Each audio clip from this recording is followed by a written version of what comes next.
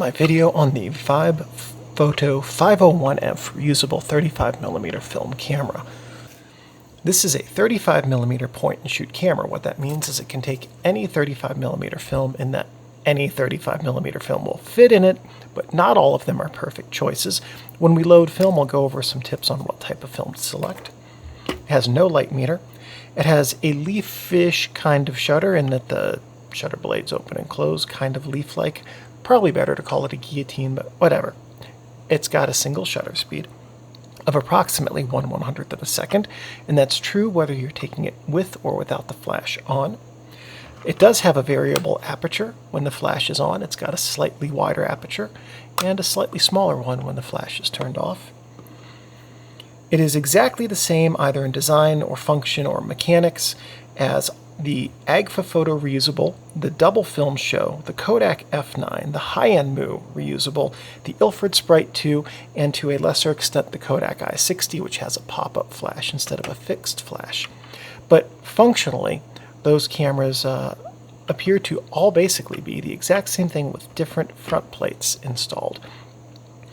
The target market for this camera is the toy or fun camera enthusiast.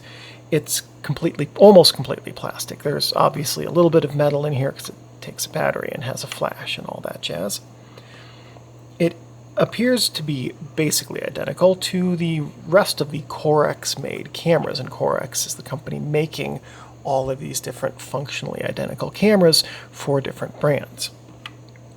It's also very light and comes with a nice wrist lanyard, and that should tell you it's meant to be carried around frequently, which you should do. There's no reason not to just carry this with you. One quick note when you carry it is when I used the Dubblefilm Show, when that would bang into something, which happened a couple times when I was carrying it, the back would pop open. So just be mindful as you're using this camera not to let it slam into things. So as I said, this was made by the Corex Corporation in China. Insofar as I can tell, this specific design of it, or a variation of this design, entered production in or around 2020 and is still ongoing, although design iterations of this camera, the earliest camera that I found, which has an interior with this molding and this same film door here, the earliest ones of those I found came with a roll of film that was an unopened camera that came with a roll of film that expired in 1983. So this is nothing new or revolutionary in the camera industry.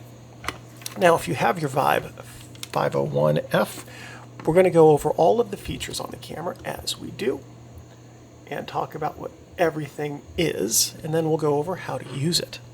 So on the top here, we have the film rewind knob and lever, and this is what you will use to rewind your film when you're done with it. This is your flash charged indicator, and when you use your flash, when this is lit up, you can then fire the flash. Frame count window that tells you how many photos you've taken, and this is your shutter release button right here. On the front, we have a little grip, the logo for the maker, or for the brand rather. The lens here, which is a focus-free 32mm f8. Flash control button, model number. This is your viewfinder window up here. I'm not sure what those are for. Maybe they're just for design. And then your flash.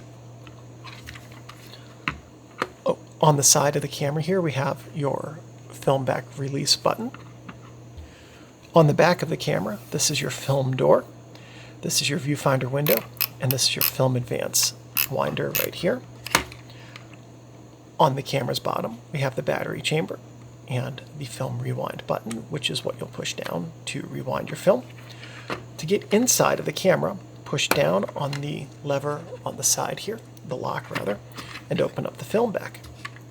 Inside the camera, we have the film cassette chamber, which is where film will go when we load it. Here is the shutter window. This is the image area.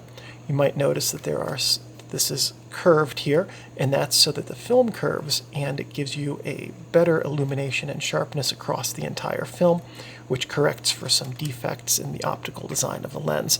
This is standard for this class of camera. This sprocket right here is what arms the shutter. As the film moves through the camera, the sprocket holes on the film connect with the sprocket teeth on that sprocket and arm the shutter. This is your film take-up spool. These are some film pressure ridges which help to keep the film at a proper curve on the shutter opening. Now that we've seen what everything inside the camera is, while we have this open, we might as well go ahead and load some film.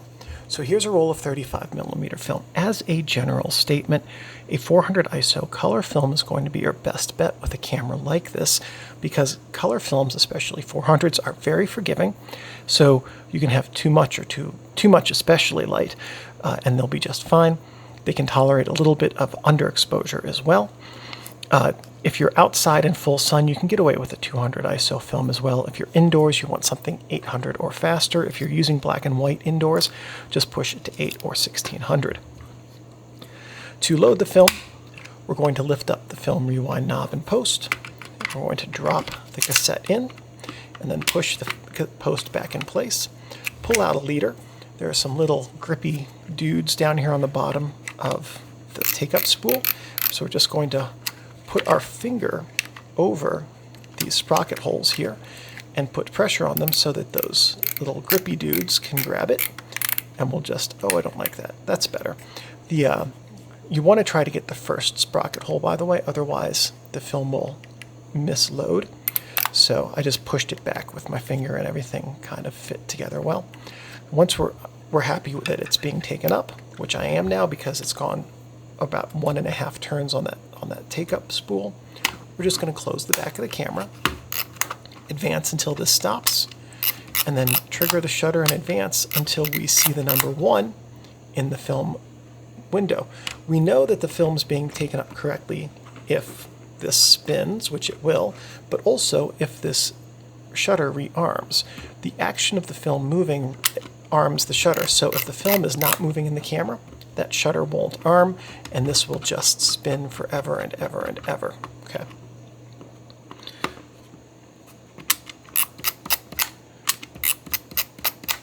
So one thing to bear in mind about film is that it is one and done. It can record an image by capturing photons in a controlled manner with a proper shutter speed and exposure, which it can do once, or it can absorb all of the photons that reach it if you do this. If you open up your film camera while the film is loaded like this, everything outside of the cassette will be erased to all past and future photos, because the photons that reach the film will erase whatever image you had. Okay, so I'm doing this to show you how the film works inside of the camera. When you take a photo, the shutter activates. I'm going to put my finger here to make sure that the film turns a sprocket. And then you pull it up on the take-up spool here, and it pulls it across through the back of the camera. So the reason that the film take-up spool or knob here turns when the film is advanced is because this is a mechanical coupling. So at any rate, and that also means that when you rewind the film, when you rewind it here, it pulls it back through the camera. So when you push the film rewind button and you rewind the film, I'm going to hold the cassette, which normally the back of the camera does for me. You just rewind it this way until it's completely taken up. There we go, film is completely taken up. When the camera's back is open, you can then lift the film rewind knob in post and dump the roll of film into your hand. Grab your next roll of film to put in and keep shooting, or if you're done for the day, just close up the back, make sure the shutter's triggered, and put your camera aside until you use it again. Alright, next thing we're going to do with our Vibe 501F is put a battery in. The battery chamber's on the bottom, and you just open it like that. We're going to grab a AAA battery, and there's a guide on the battery door, plus over here, negative over here. So we're just going to insert the battery negative terminal first, because that's the spring side. Slide it in and close it, and let's see. That seems to have worked. Now with these, the first time you load a battery, the capacitor does take quite a while to charge up. So this is going to take a minute. So it charged up. You can hear a little bit of a capacitor whine as it goes, and that's that. So the battery only powers the flash. So if your battery explodes, you can still use the camera just without a flash. If you don't have a battery, you can still use the camera just without a flash. And if you're not going to be using the flash, you can just turn it off. Not having a battery gives you a little bit of leniency when you are using the camera to have different apertures without the flash going off. So those are the functional points of the camera, taking the picture and using the flash. But let's put it together and see how to take a photo with the camera. I'm going to trick it into arming the shutter so we can kind of use it.